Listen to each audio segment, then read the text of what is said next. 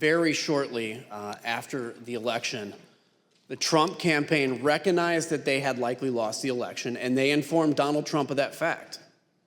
Even before the networks called the race for President Biden on November 7th, his chances of pulling out a victory were virtually non-existent, and President Trump knew it.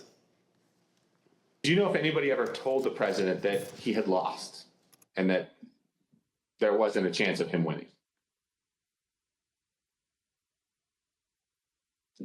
I know that the president, when the networks called it, of course, he was informed about the network decision.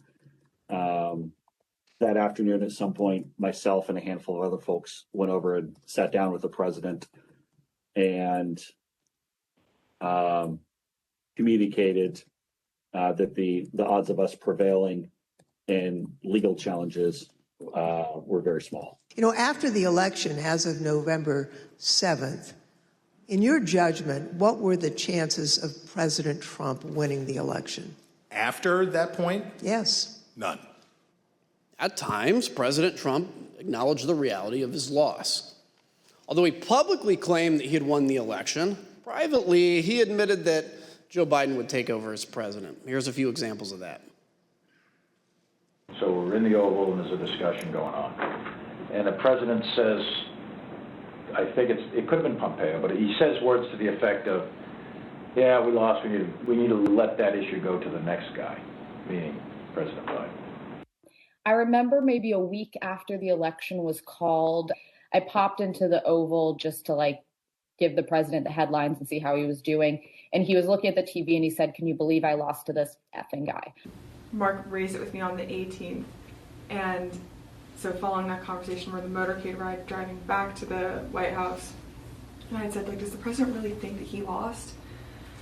And he said, a lot of times he'll tell me that he lost, but he wants to keep fighting it. And he thinks that there might be enough to overturn the election, but he pretty much has acknowledged that he's lost.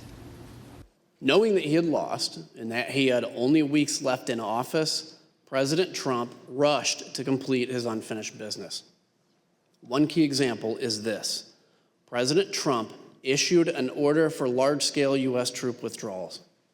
He disregarded concerns about the consequences for fragile governments on the front lines of the fight against ISIS and al-Qaeda terrorists. Knowing he was leaving office, he acted immediately and signed this order on November 11th, which would have required the immediate withdrawal of troops from Somalia and Afghanistan, all to be complete before the Biden inauguration on January 20th. As you watch these clips, recall that General Keith Kellogg was the National Security Advisor to the Vice President and had served as Chief of Staff to the National Security Council for President Trump. And General Milley was the Chairman of the Joint Chiefs of Staff at the Pentagon. Are you familiar with a memo that the president reportedly signed on November 11th, 2020, ordering that troops be withdrawn from Afghanistan and Somalia? Yes. So I think you might have seen some things where there's a memo or something from Johnny McEntee to Douglas Macgregor. It says, here's your task to get U.S. forces out of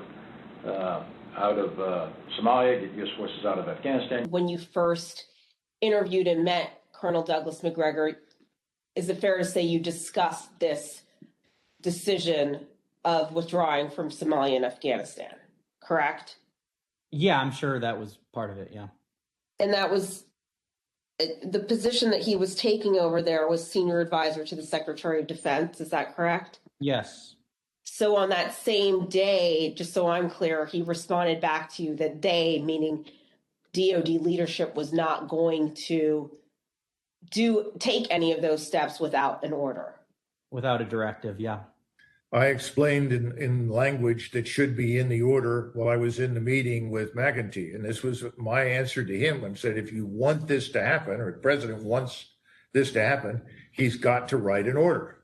So you never wrote this down in any capacity? Well, I sketched on a piece of paper for him some key statements. The president directs. This is, what's the right word? Boilerplate language. Who within his office drafted the order?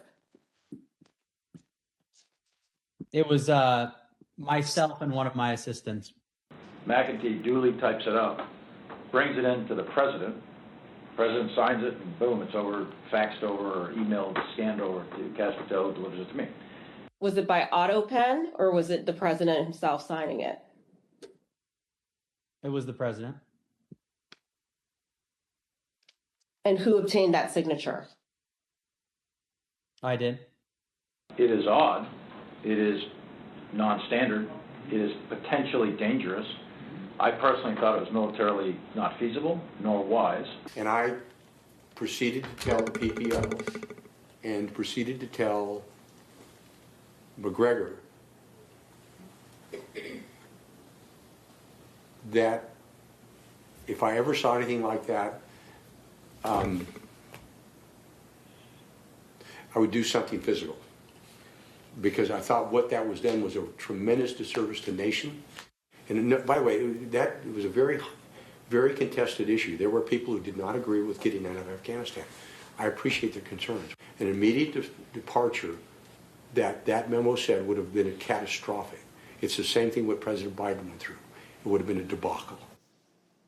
Keep in mind, the order was for an immediate withdrawal. It would have been catastrophic. And yet, President Trump signed the order. These are the highly consequential actions of a president who knows his term will shortly end. At the same time that President Trump was acknowledging privately that he had lost the election, he was hearing that there was no evidence of fraud or irregularities sufficient to change the outcome.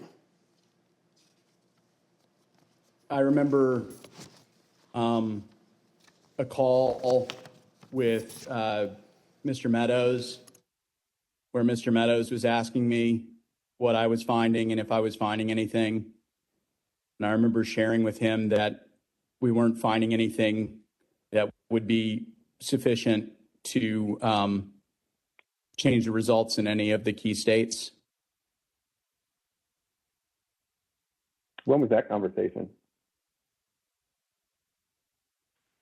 Probably in November, mid to late November. I think it was before my child was born. And what was Mr. Meadows' reaction to that information? I believe the words he used were, "So there's no there." It would be our job to track it down and come up dry because the allegation didn't prove to be true.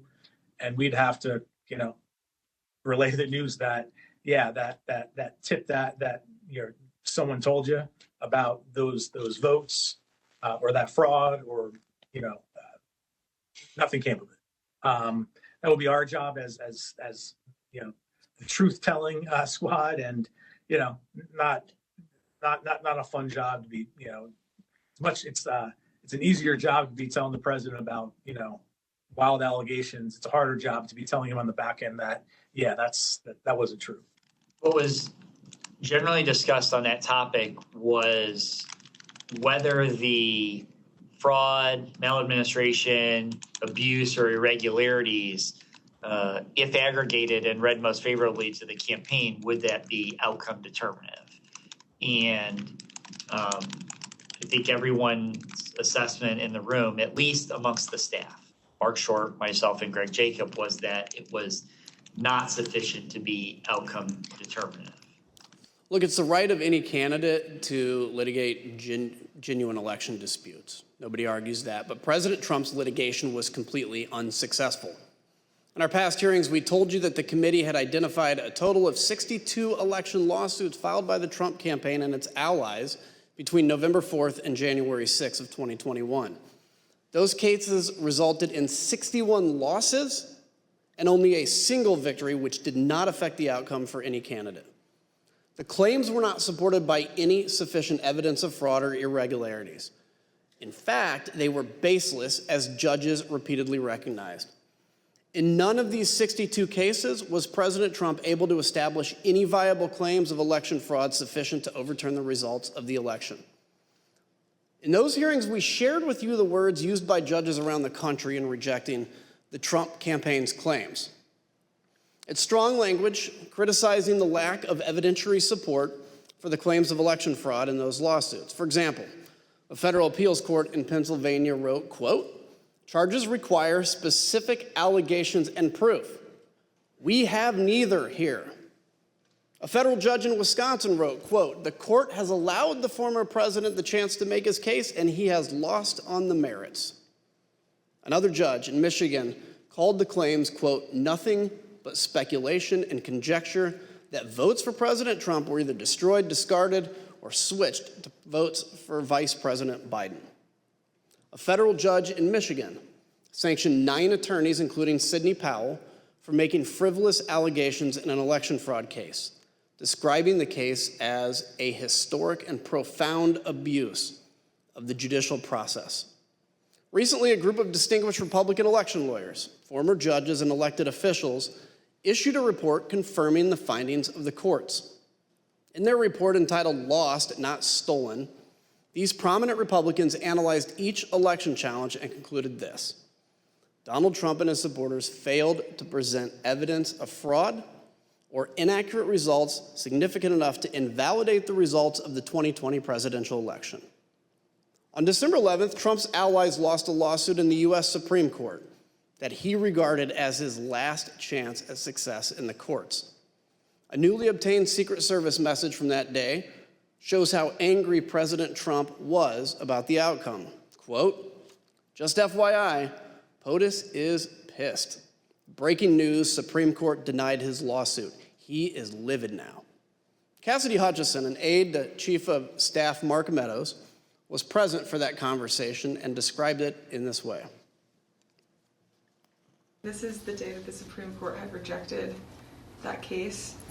Mr. Meadows and I were in the White House residence at a Christmas reception. And as we were walking back from the Christmas reception that evening, the president was walking out of the Oval Office, so we crossed paths in the Rose Garden colonnade. The president was fired up about the Supreme Court decision. And so I was standing next to Mr. Meadows, but I stepped back, so I was probably 2-3 feet catty corner from him, diagonal from him. The president's just raging about the decision and how it's wrong and why didn't we make more calls, and just his typical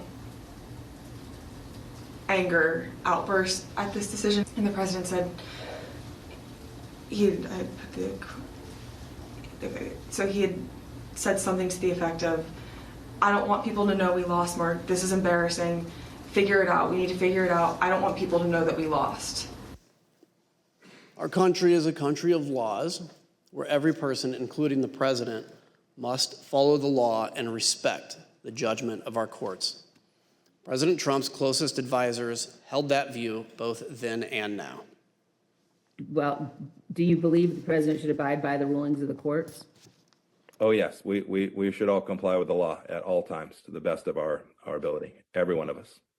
So once the courts had ruled and the Electoral College had met, the election was over in your view? Yes, I think I've said previously that when the vice president made the certification and the litigation was complete, it was complete. When the Electoral College met on the 14th? Yes, that is December 14th. Is that right? I think that's the right date. Yes. I assume, Pat, that you would agree the president is obligated to abide by the rulings of the courts. Of course. And I assume you also would. Everybody is obligated to abide by rulings of the courts. And I assume you also would agree the president has a particular obligation to take care that the laws be faithfully executed. That is one of the president's obligations, correct. Ivanka, do you believe the president's obligated to abide by the rulings of the courts? I do. By mid-December of 2020, President Trump's senior staff were attempting to persuade him to concede the election outcome. But if your question is, did I believe he should concede the election at a point in time? Yes, I did. December 14th was the day that the states certified their votes and sent them to Congress. And in my view, that was the end of the matter. I didn't see, I thought that this would lead inexorably to a new administration. I told him that my personal viewpoint was that the Electoral College had met, which is the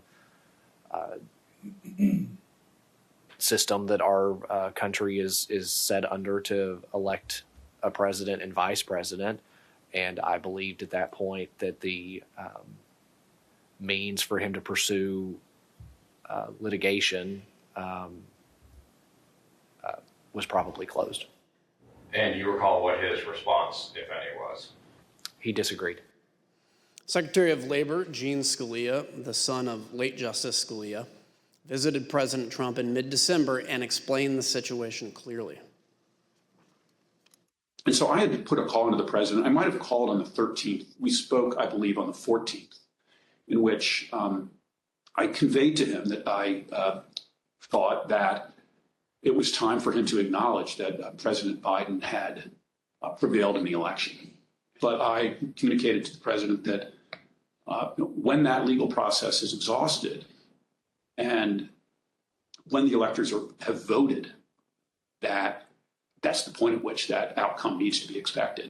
I told him that I did believe, yes, that once those legal processes were run, if fraud had not been established that had affected the outcome of the election, then unfortunately I believed that what had to be done was concede the outcome.